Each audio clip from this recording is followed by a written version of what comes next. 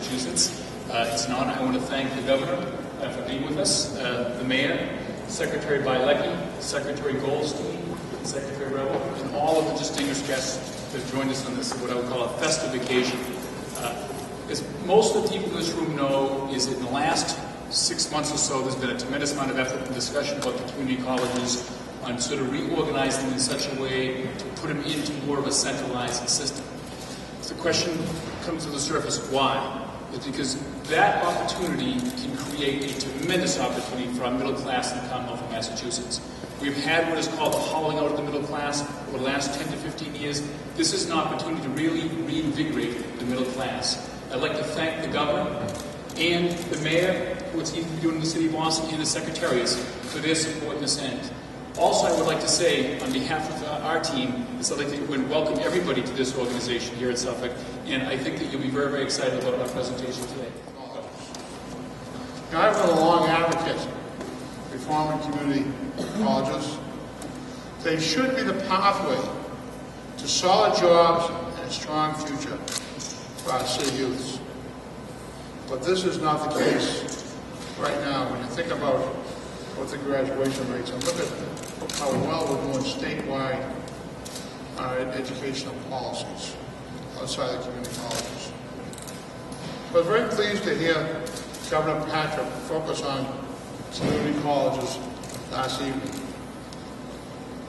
I wanted to thank the Governor for taking on this issue. This is not an easy issue. It's a very difficult issue. A lot of folks have been in that system for a long time. When they try to forge change, people say they want change. When you talk about change, very difficult. And I think we have a team behind us of the Governor's office, nonprofits, foundations, the business community, all working together because they know how important this is to the future economy of Massachusetts.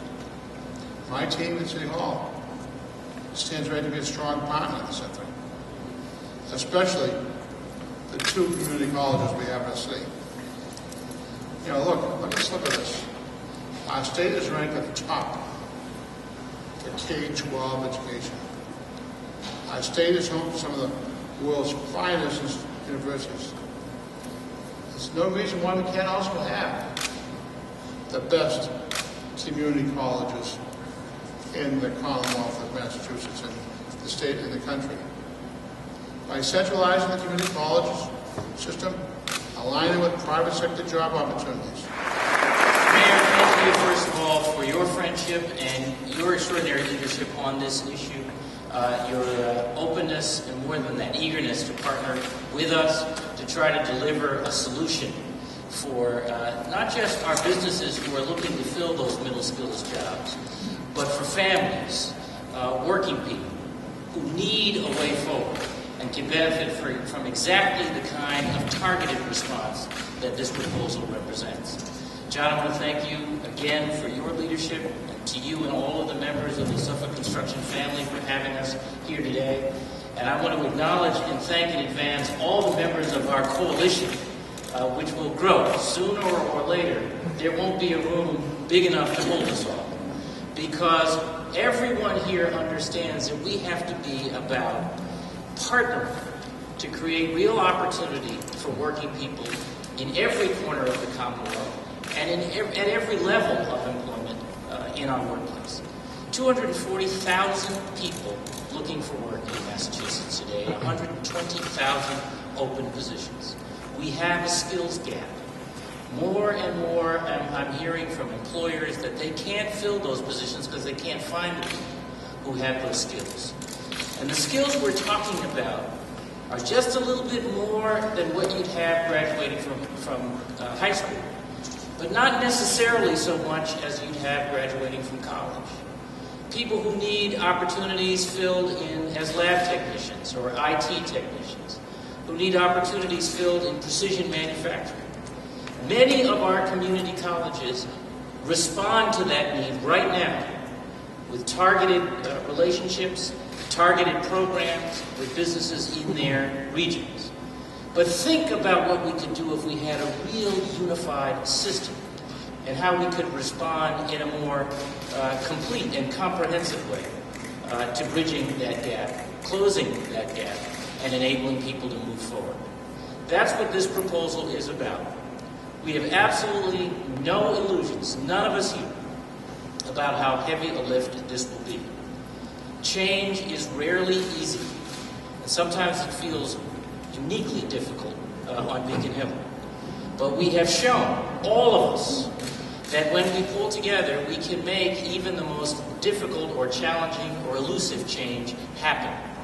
And we've shown it in a number of examples that were mentioned just before I came to this podium, and that I talked about last night. And in every case, they have made the Commonwealth better. This is exactly the spirit in which this proposal was made, and in which we gather today, and in which we will get it done. And I'm honored to join with all of you to deliver on this new way to make a better Commonwealth. Good morning, everyone. My name is Ruthie Liberman. I'm from the Crittenton Women's Union and the Workforce Solutions Group. We're an organization that works with low-income women and families here in Boston to help them become economically self-sufficient. And the issues that the governor have raised today are incredibly important to our population. I want to congratulate the governor and urge all of you to join in this important campaign, because there is nothing more disappointing than to see a mother of a low-income family who's struggling to gain the education skills that she needs, and to watch her struggle to make it through our current disjointed, disorganized system. Anything that we can do to help folks who want to go to work and make a better lives for themselves and their families needs to be supported. This is an incredibly important issue. We believe it's the #1 issue in this state. And again, we congratulate the governor and hope that we can all work together to overcome the political challenges to help families in Massachusetts who really need to fill these good jobs that are out there. Thank you so much. Companies that are in an alliance across all different industries. It's very important to have industry groups here and organized around this. It's also very important to have business groups that touch every one of the sectors that need this human capital that we're talking about today. So I just wanted to reinforce a couple of points. One is that, boy, the timing is perfect for this issue and for this leadership. Mr. Mayor, Governor Patrick, people need what this coalition is prepared to offer, and that's leadership.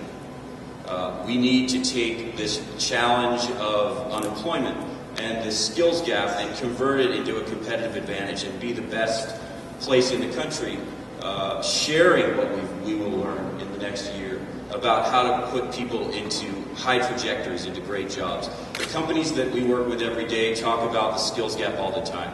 They talk about the sweet spot for the trained employee who can track right into a terrific career path, if only there were certain pieces that too often are missing. So this is really a very pragmatic initiative, and it's framed as it being about the economy, and that's true, and it's framed as being about these great companies, and that's true. It's really about the students. This is ultimately a pass-through to improving the quality of lives of the people who go to these great community colleges, and that the education they get be even better. And that's really what we're here, all of us, to invest in. And I just want to highlight, as we think about this story, two categories of students. One of them is this traditional linear student, where we're talking about what do you do after high school.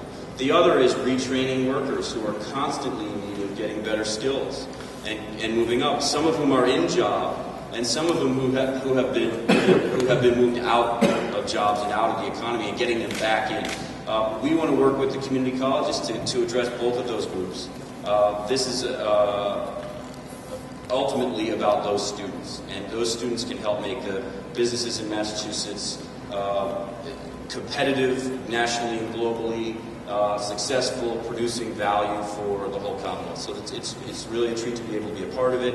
There's nothing more important to the companies that I work with, and we're looking forward to taking on the challenges of it. Thank you very much for the opportunity to be part of it. One of the things we do as Greater Boston's Community Foundation is a lot of research as we seek to illuminate the challenges and opportunities facing our city, our region, and the state. And we have the privilege of issuing a major new report on community colleges just this past November. It was a new report, but there wasn't much new in it. This report gathered up insights from many, many studies over the years and found two compelling points. First, that despite many fine individual programs at some community colleges, as a system, the Massachusetts community colleges represent, to put it kindly, enormous unfulfilled potential.